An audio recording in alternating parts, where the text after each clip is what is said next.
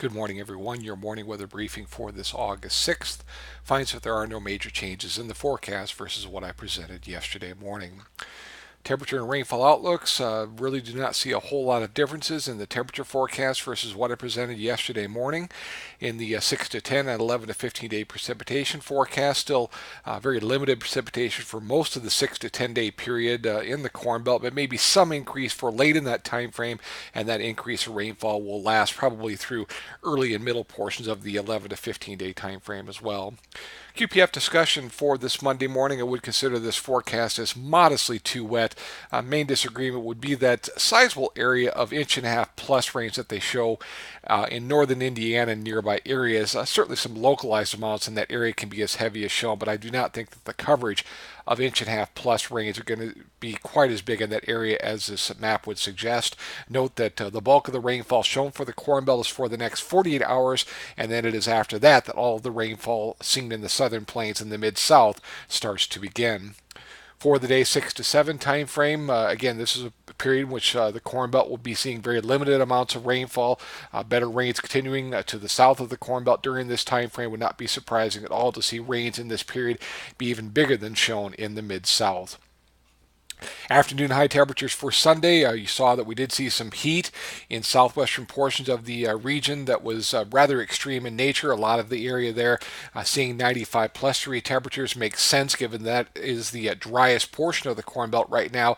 Note though that to the northwest of there we saw temperatures just in the 70s, and it was the battle zone between those 70s in the northwest and the 90s in southern Iowa southward that we did see extensive rainfall over the last 24 hours, and you can see that on 18-hour rainfall totals through 1 o'clock this morning.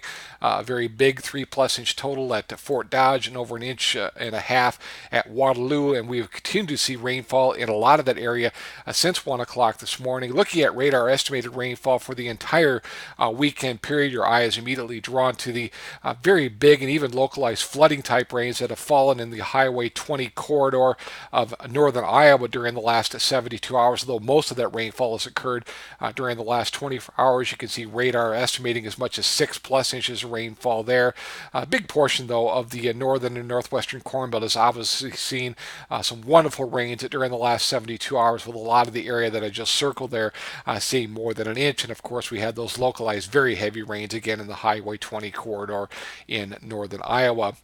Radar early on this Monday morning still shows that significant rains continue to fall at this time, and especially northeastern Iowa and into southern portions of Wisconsin. We'll see that radar quiet down during the morning hours today, and probably the radar will be quiet across the Corn Belt by the time we get to the midday hours, but the radar will begin lighting up for mid to late afternoon and during the nighttime hours tonight, and that will be especially for the Interstate 80 corridor and areas to the south of there. Looking at surface features as of 7 o'clock tomorrow morning, when we walk in tomorrow morning, should be seeing a good deal of shower and thundershower activity in central and southern portions of the Corn Belt at that time.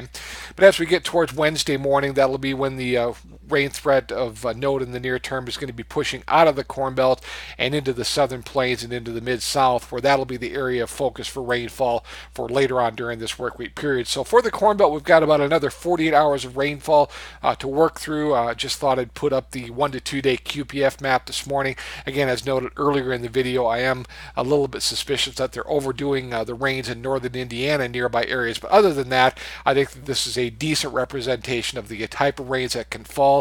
A lot of half to inch and a half rainfall amounts, and locally heavier for a big portion of the southeastern half of the Corn Belt. Most likely areas to get missed would be portions of Kansas and central portions of Missouri. Longer term, then, as I said, the rainfall is going to be pushing out of the Corn Belt by the time we get to Wednesday, and that'll be starting an extended period of very limited rainfall for the Corn Belt.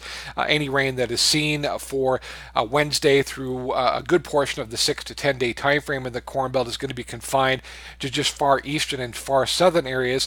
That same period, though, will be featuring some wonderful rains further south. Note the type of rains that are shown from the European ensemble for the 5-day period ending 7 o'clock in the morning next Monday. Widespread inch to as much as 3-inch rainfall amounts in the southern plains through a good portion of the mid-south. Would not be surprising at all to see some localized totals even heavier than that.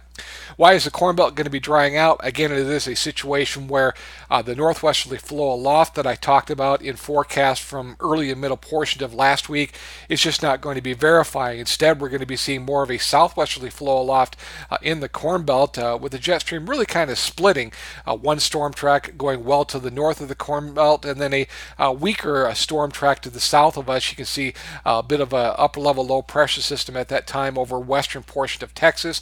And when you have low pressure systems in a situation like that, it is to the east of those low pressure systems where all the rain is going to be falling. You can see why that upper level low is going to be continuing to produce rainfall right through next weekend across the southern plains and into the mid-south. So this in a microcosm is why the Corn Belt is going to be drying out. Storm track well to the north of the Corn Belt, a weaker storm track well to the south. In between is the Corn Belt, which should be largely high and dry starting on Wednesday through a good portion of the 6 to 10 day time frame. Your temperature anomalies in the near term for this Monday, still quite a bit of heat going to be seen in central and southern portion of the Corn Belt. A lot of upper 80s to middle 90s there, but note the type of cool weather that is going to be flowing into the central and northern plains and into the northwestern Corn Belt for your Monday.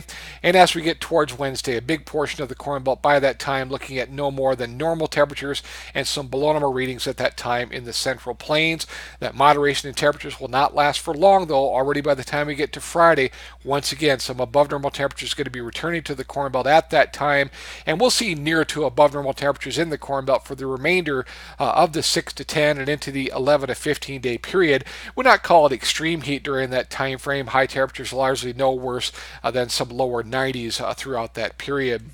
As far as your longer term weather situation is concerned, for latter portion of the 6 to 10 day time frame and into the early portion of the 11 to 15 day period, or even into the middle portion of the 11 to 15 day time frame, I do believe that that is when rainfall chances will be increasing once again. Again, remember that for the 6 to 10 day period, for much of it anyway, the storm track is either going to be north of the Corn Belt or a weaker storm system to the south of the Corn Belt. But as we get towards the latter portion of the 11 to 15 day time frame, look at as we get towards August 14th. Once again, I've seen the storm track dip southward into the Corn Belt at that time. European ensemble, maybe even showing some hint of an upper level disturbance at that time moving into the western Corn Belt. So I would think that by the time we get to late on August 14th or into the August 15th time frame, the very end of the 6 to 10 day period, that we should be starting to see some rainfall chances increasing in the Corn Belt at that time. For the middle portion of the 11 to 15 day time frame for August 18th, you can see that the storm track has dipped even further southward, a bit of a northwesterly flow in the Corn Belt at that time, near to above normal temperatures. I would think that there would still be rainfall chances at that time in the Corn Belt. So again, a dry period in the Corn Belt starting on Wednesday, lasting through at least middle portion of the 6 to 10 day time frame, then rainfall chances increasing once again in the Corn Belt for the very end of the 6 to 10 day period and into at least middle portions of the 11 to 15 day time frame. Internationally on this Monday, still looking at well below normal rainfall across all of the summer row crop areas of the former Soviet Union. A lot of that area seeing nothing at all in the way of rainfall for the next 10 days.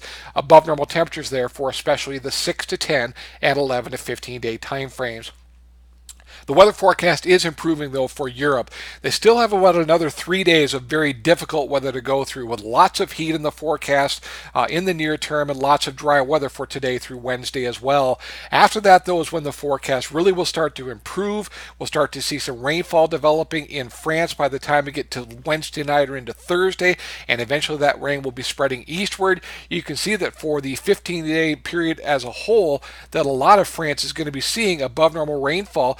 Don't be surprised to see a big portion of Germany, Poland, and France seeing some inch and a half, some half to inch and a half rainfall amounts for the duration of the 10-day time frame, and then additional nice rains there for the 11 to 15-day period as well. So about 3 more days of completely dry weather with more heat in the forecast as well. And there you can see the type of heat that we are looking at in the near term, especially big heat for tomorrow. 90 to 100 plus degree heat should be widespread and common across France, Germany, and into western Poland. That type of heat will continue to be seen in eastern Germany and even into western Poland for Wednesday and and Thursday, but France will really be cooling down for Wednesday, and by the end of this work week period, any heat will be confined to just eastern Poland, and a lack of heat will continue to be seen in Europe for the remainder of the 2 week time frame, along with those additional rainfall chances. So again, bottom line for France and for a lot of Europe, still looking at very difficult, very hot, dry weather for another 3 days. Much improved weather forecasts are going to be seen for the remainder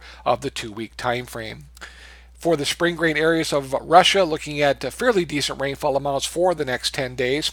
For corn and soybean areas of China, very good rain is going to be coming up, even some heavy amounts over the next 2 weeks for southern portions of Manchuria and into far northern portions of the North China Plain. It won't be quite as dry in Manchuria for Heilongjiang, Jiang, but note that they did see some very nice rains over the weekend. Also looking at limited rains for the next 2 weeks across a lot of central and southern portions of the North China Plain, and that area will also be quite warm over the next 2 weeks with no shortage of 90 to 95 plus degree highs on a consistent and widespread basis. It's still a dry forecast for the Canadian prairies, so it's clearly not a good end to the growing season across the Canadian prairies. Look at how limited the rainfall will be there for the next 10 days across especially southeastern Alberta and areas to the east of there. Forecast is trending drier once again for the wheat areas of Australia. Most of that area looking at below normal rainfall for the next 2 weeks. Any sort of decent rain is going to be confined to small portions of South Australia and into Victoria. For the Indian monsoon, picking up a little bit, but still looking at fairly limited rains across a big portion of India. Their most limited rains will be during the 1 to 5 day time frame, then some improvement in the rainfall situation for areas to the north of Maharashtra for the 6 to 10 and 11 to 15 day periods. That's what I have for your Monday morning. Everyone have themselves a great day.